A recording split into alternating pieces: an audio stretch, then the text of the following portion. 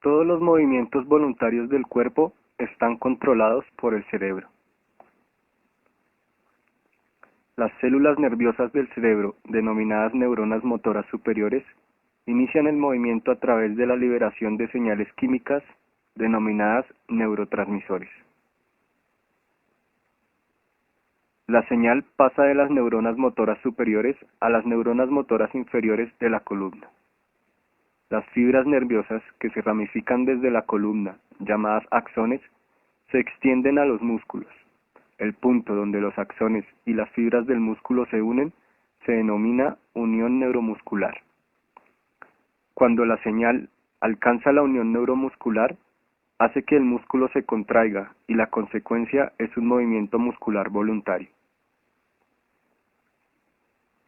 La esclerosis lateral amiotrófica, a menudo nombrada enfermedad de Lou Gehrig, es un trastorno degenerativo de las neuronas motoras superiores e inferiores. A medida que la cantidad de neuronas afectadas aumenta, estas no pueden enviar las señales para mover los músculos, lo que causa la pérdida de movimiento muscular voluntario y la coordinación. Con el tiempo, aparece el debilitamiento de los músculos y la espasticidad. Los pacientes no pueden realizar los movimientos de rutina como caminar y levantarse de la silla. Eventualmente, se provoca la parálisis y se altera la capacidad de hablar y respirar.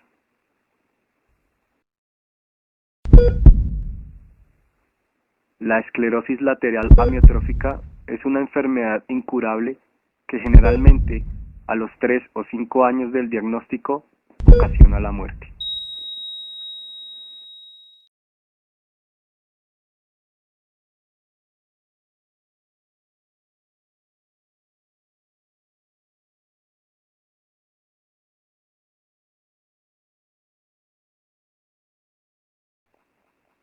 Los casos ocurren aleatoriamente sin ninguna causa conocida. No es posible identificar ningún tipo de factor de riesgo asociable con ella. La esclerosis lateral amiotrófica esporádica es la forma de esclerosis más común, implicando el 90 al 95% de todos los casos.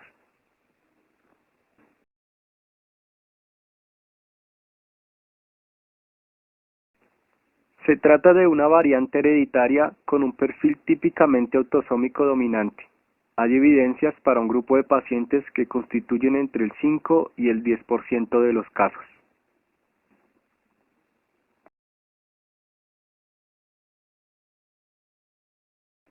La causa u origen de la esclerosis lateral amiotrófica se desconoce.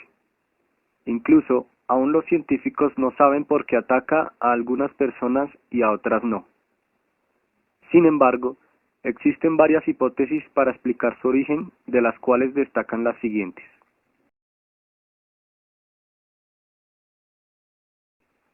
En 1993, los científicos del Instituto Nacional de Trastornos Neurológicos y Accidentes Cerebrovasculares, NINDS por sus siglas en inglés, descubrieron que las mutaciones del gen que produce la enzima del SOD1 estaban asociadas con algunos casos de la esclerosis lateral amiotrófica familiar.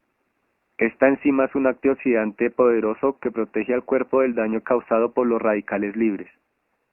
Los radicales libres son moléculas altamente inestables producidas por las células durante el metabolismo normal. Si no se neutralizan, los radicales libres pueden acumularse y causar daños aleatorios al ADN y las proteínas en las células. Aunque no está claro cómo la mutación del gen SOD1 lleva a la degeneración de las neuronas motoras, existe la teoría de que una acumulación de radicales libres puede resultar en un mal funcionamiento de este gen. Un equipo neurológico japonés publicó en el 2011 un estudio en el que se apunta a la existencia de una causa común subyacente en todas las formas de la enfermedad, un defecto en una proteína llamada ubiquitina 2, encargada de degradar y reciclar otras proteínas. Otros estudios también se han concentrado en el papel del glutamato en la degeneración de las neuronas motoras. El glutamato es uno de los mensajeros químicos o neurotransmisores en el cerebro. Los científicos han descubierto que los pacientes con esclerosis lateral amiotrófica tienen niveles más altos del glutamato en el suero y en el líquido cefalorraquídeo alrededor de la médula espinal. Se ha demostrado que las neuronas comienzan a morirse cuando están expuestas por largos periodos a cantidades excesivas de glutamato.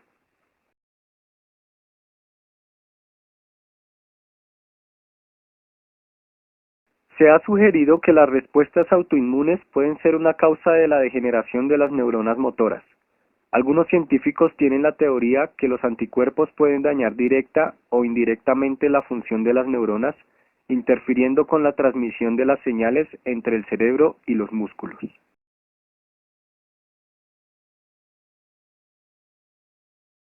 En la búsqueda de la causa de la esclerosis lateral amiotrófica, los investigadores también han estudiado los factores ambientales como la exposición a agentes tóxicos o infecciosos. Otro estudio ha examinado el posible papel de la deficiencia dietética o del trauma.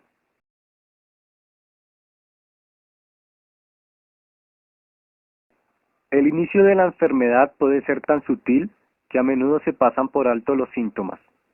Las primeras manifestaciones incluyen contracciones, calambres musculares, debilidad muscular en brazos o piernas, habla deteriorada o dificultad para masticar o tragar.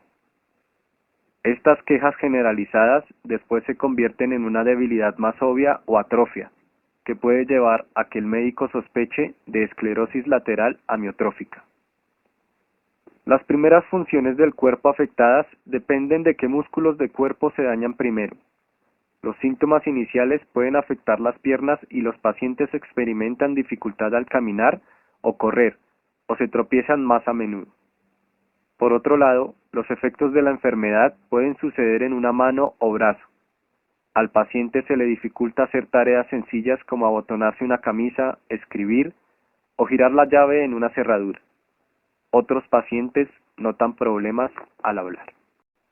Sin importar la parte del cuerpo que primero se afecta, al progresar la enfermedad, la debilidad muscular y la atrofia se extienden a otras partes del cuerpo. Los pacientes tienen cada vez más problemas para moverse, tragar y hablar. Los síntomas de que las neuronas motoras superiores están involucradas incluyen músculos tiesos o rígidos y reflejos exagerados como un reflejo superactivo de arqueada.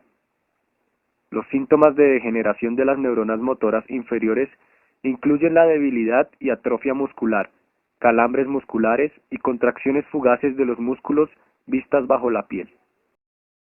Eventualmente los pacientes no podrán pararse, caminar, acostarse, levantarse, usar sus manos o brazos. La dificultad para tragar y masticar causará un bajo peso en el paciente y un riesgo de asfixia. Sin embargo, esta enfermedad no afecta la capacidad cognitiva del paciente. Por lo tanto, éste se da cuenta de su pérdida progresiva de funciones y puede angustiarse o deprimirse. En las etapas posteriores de la enfermedad, los pacientes tienen dificultad para respirar porque los músculos del sistema respiratorio se debilitan.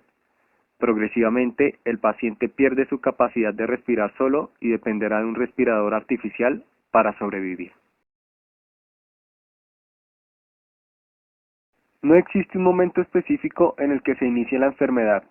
Su aparición es espontánea y por lo tanto se desconoce el disparador que inicia el daño neuronal. Lo que se conoce a nivel de fisiopatología previo a los síntomas son puras hipótesis y teorías no comprobadas. Según esta teoría, existe una desregulación de la cantidad de glutamato circulante en el sistema nervioso central por un defecto en su transporte. Esto llega a ser un neurotóxico por un efecto antagonista en sus receptores, pues provoca la entrada masiva de calcio, lo cual activa mecanismos que llevan a la muerte neuronal programada. Añadiéndole algunos defectos en el gen SOD1, se puede incrementar la vulnerabilidad de las neuronas hacia la muerte selectiva por excitotoxicidad. Una mutación en el gen SOD1 causa la acumulación de radicales libres. Por la disfunción de la enzima malograda, la membrana neuronal realiza la activación de algunas proteínas para cubrir el faltante, lo que resulta en un proceso incompleto y por lo tanto la muerte neuronal por apoptosis. Se ha evidenciado que un rasgo característico de la esclerosis lateral amiotrófica es la inflamación del sistema nervioso central. Esto provoca la activación masiva de astrocitos y microglia, aumentando el factor de necrosis tumoral, lo que induce a la apoptosis neuronal. Se han observado algunos marcadores de la degeneración mitocondrial que se ven exacerbados al inicio de la enfermedad. A la par hay una disminución de la actividad de la citocromo-oxidasa involucrada en la respiración celular. Esta disfunción se acompaña del incremento de los radicales libres y finalmente provocan la muerte de la neurona. Sea cual sea el inicio de la enfermedad, está claro que el daño neuronal afecta la transmisión de neurotransmisores en el botón sináptico. La neurona entra en un proceso de muerte celular programada y desaparece. Una a una las neuronas motoras dejan de existir y el músculo deja de recibir señales que lo mantengan activo. Eventualmente el músculo inicia un proceso de atrofia y degeneración. Cuanto más avanza la enfermedad, más músculos se ven afectados y por lo tanto más funciones principales como el respirar o comer. El cerebro por su parte permanece intacto, pero el cuerpo ya no responde. Finalmente, la enfermedad provocará la muerte por colapso sistémico, falla respiratoria o paro cardiorrespiratorio.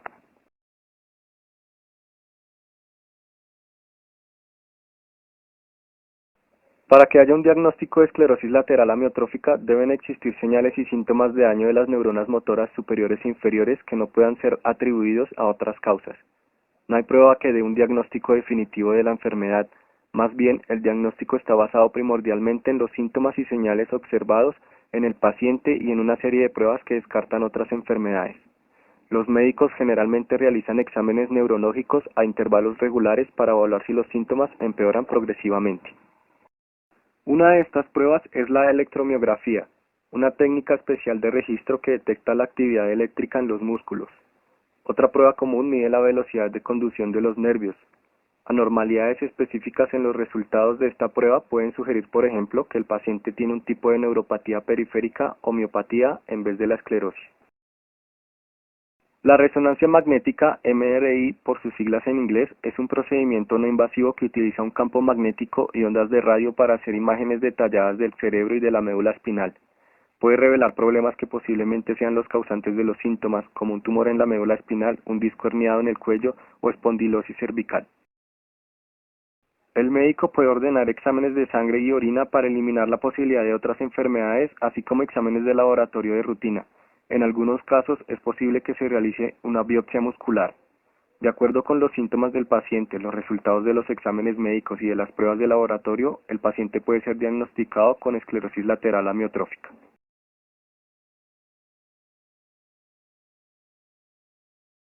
Lastimosamente, aún no existe una cura para la esclerosis lateral amiotrófica y por lo tanto no hay ningún fármaco eficaz para su erradicación. Aunque la Administración de Alimentos y Drogas, FDA, ha aprobado como tratamiento el uso de riluzol, el cual bloquea la liberación de sustancias nocivas para las neuronas motoras, prolongando la vida del paciente por varios meses, este no elimina la enfermedad. Por lo tanto, los tratamientos para la esclerosis lateral amiotrófica están destinados a aliviar los síntomas y a mejorar la calidad de vida de los pacientes. Los médicos suelen recetar medicamentos para reducir la fatiga, disminuir los calambres musculares, controlar la espasticidad, reducir el exceso de saliva y flema, disminuir el dolor y tratar la depresión o el insomnio. La terapia física principalmente va dirigida al fortalecimiento de los músculos que aún no se han afectado y a suplir las funciones que ya se han perdido. Se pueden sugerir aparatos como rampas, aparatos ortopédicos, andadores y sillas de ruedas que pueden ayudar a los pacientes a conservar su energía y mantenerse móviles. Para una enfermedad más avanzada, se debe considerar el uso de ventiladores mecánicos. Dependiendo de la degradación de la función respiratoria, varía la aplicación de los mismos en cuanto a presión o volumen.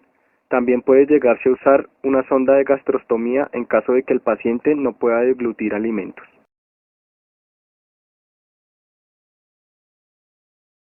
Hay que tener en cuenta que el concepto de enfermedad y muerte está relacionado en la esclerosis lateral amiotrófica, que lleva a un proceso de cambio físico y mental y como consecuencia a un gran impacto emocional, una ruptura y un adiós a algo. El apoyo familiar desempeña un importante papel activo de protección y cuidado, aunque también se ven afectados emocionalmente. Cada día es un adiós. Esto es una realidad que se hace consciente cuando se convive con una enfermedad irreversible como esta.